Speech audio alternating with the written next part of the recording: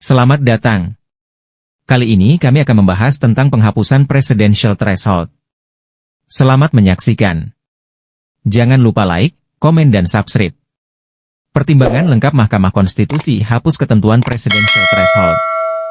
Mahkamah Konstitusi, MK, menghapus ketentuan mengenai ambang batas pencalonan presiden dan calon wakil presiden atau presidential threshold melalui putusan perkara nomor 62 PUU 12 2024 tentang Undang-Undang nomor 7 tahun 2017 tentang pemilihan umum, pemilu. Diketahui, aturan ambang batas pencalonan presiden dan wakil presiden oleh partai politik atau gabungan partai politik terakhir adalah paling sedikit 20% dari jumlah kursi DPR atau 25% dari suara sah nasional. Sebagaimana diatur dalam pasal 222 Undang-Undang nomor 7 tahun 2017.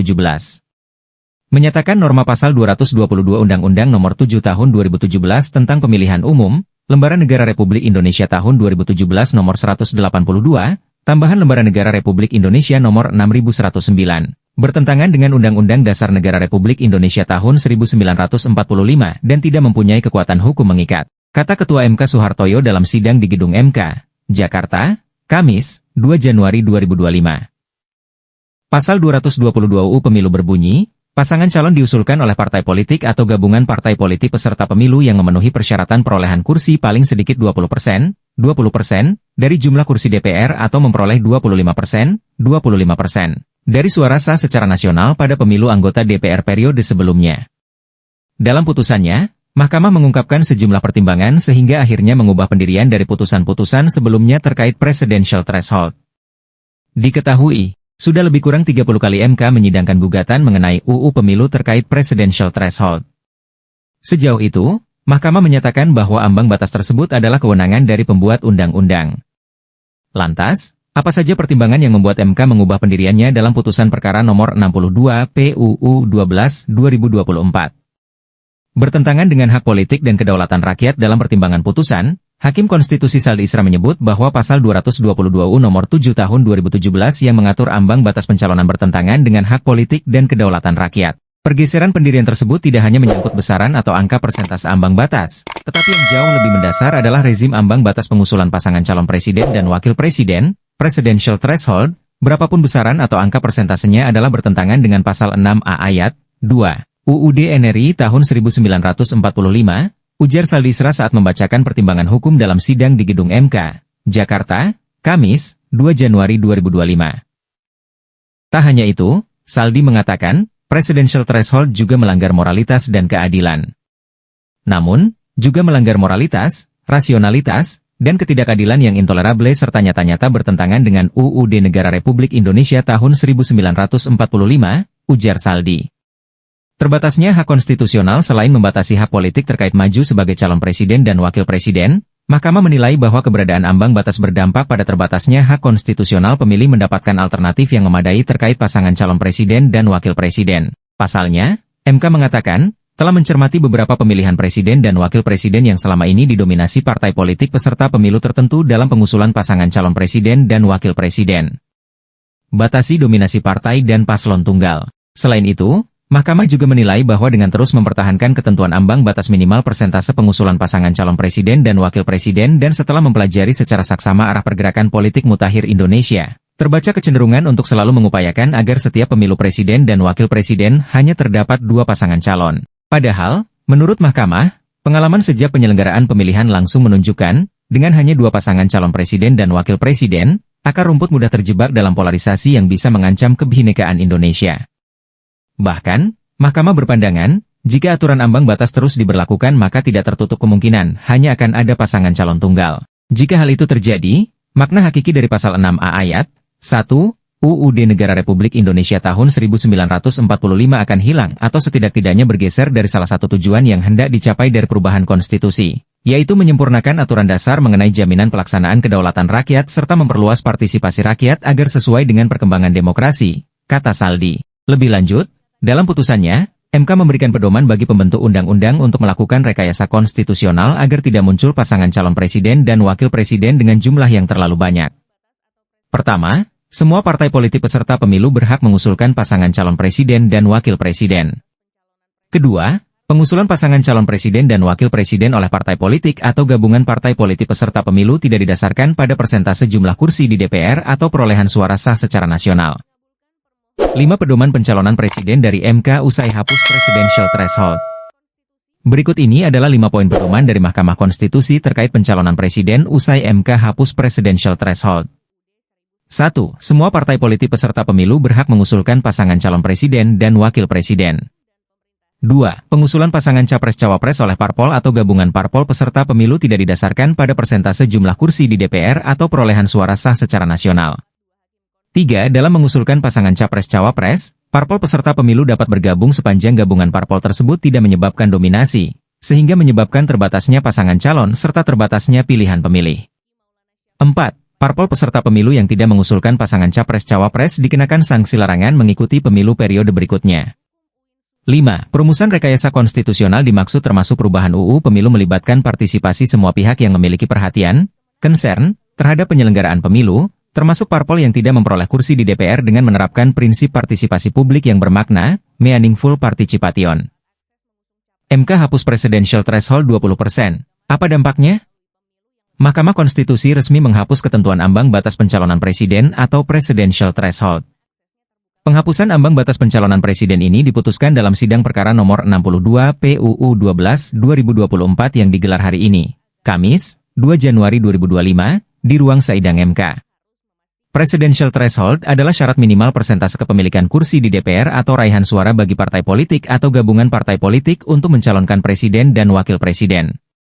MK menilai, Presidential threshold sebagaimana tercantum dalam pasal 222 Undang-Undang Nomor 7 Tahun 2017 dinilai bertentangan dengan Undang-Undang Dasar 1945, serta hak politik dan kedaulatan rakyat.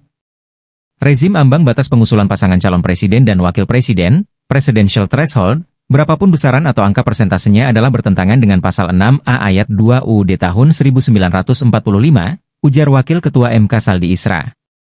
Lantas, apa dampak penghapusan presidential threshold oleh MK? 1. Persaingan pencalonan presiden jadi sehat. Menanggapi putusan ini, pakar hukum tata negara Universitas Andalas, Ferry Amsari mengapresiasi penghapusan presidential threshold. Putusan ini luar biasa. Ini pertama kali Mahkamah Konstitusi memutuskan sesuatu yang sesuai dengan UUD 1945 terkait pencalonan presiden, kata Ferry. Menurutnya, berdasarkan pasal 6 ayat 2 UUD 1945, MK sudah sepantasnya menghapus presidential threshold karena tidak diatur dalam UUD 1945. Ia menjelaskan, penghapusan presidential threshold bisa membuka persaingan yang sehat dalam pencalonan presiden. Partai-partai akan berupaya mencari figur paling mumpuni dan preferensinya disukai oleh publik untuk jadi calon presiden, tuturnya. Karenanya, putusan MK ini bisa menjadi hal baik bagi demokrasi Indonesia di masa depan.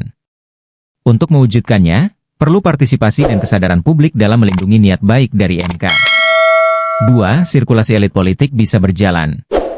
Sementara itu, ahli hukum tata negara Sekolah Tinggi Hukum Indonesia, STHI, Jentera, Bivitri Susanti mengatakan, penghapusan presidential threshold akan memberikan masyarakat pilihan calon presiden lebih banyak. Pilihannya tidak dibatasi duluan oleh partai-partai politik yang langsung membuatkan batasan. Kan waktu dulu ada presidential threshold, mereka hitung-hitungan aja, seakan-akan dipilihkan oleh elit partai politik, kata Bivitri. Pada pemilu 2014 dan 2019, misalnya, warga tidak memiliki pilihan selain apa yang dipilih lebih dulu oleh partai politik. Dengan putusan ini, sirkulasi elit politik pun akan bisa berjalan. Pendiri Pusat Studi Hukum dan Kebijakan, PSHK, ini juga mengapresiasi upaya MK untuk mencegah lonjakan jumlah calon presiden dan wakil presiden akibat keputusan ini. Jadi bisa saja ada 8 capres-cawapresnya nanti.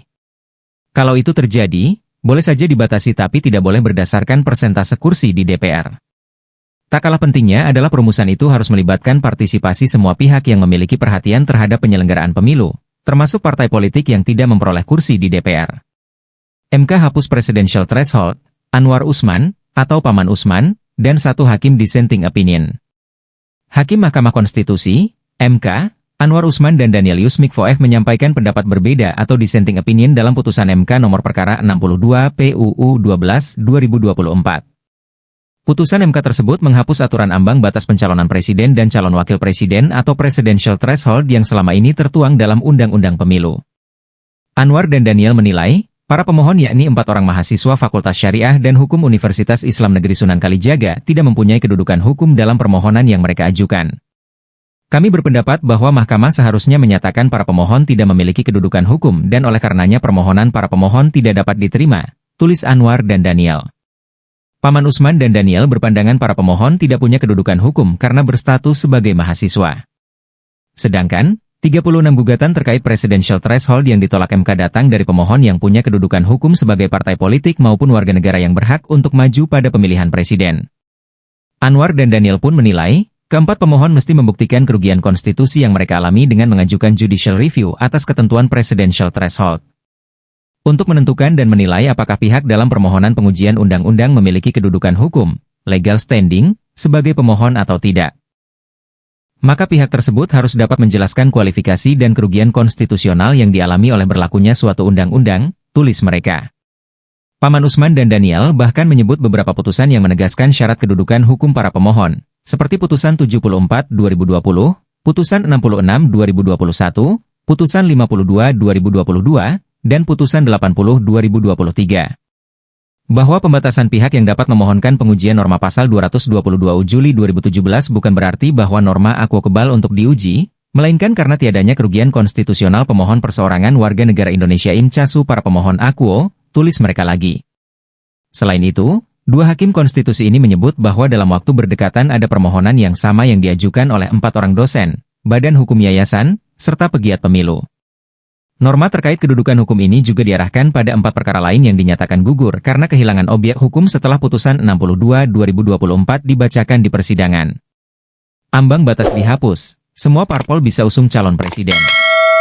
Diberitakan sebelumnya, MK menghapus ambang batas pencalonan presiden atau presidential threshold yang diatur dalam pasal 222 Undang-Undang Pemilu Nomor 7 Tahun 2017.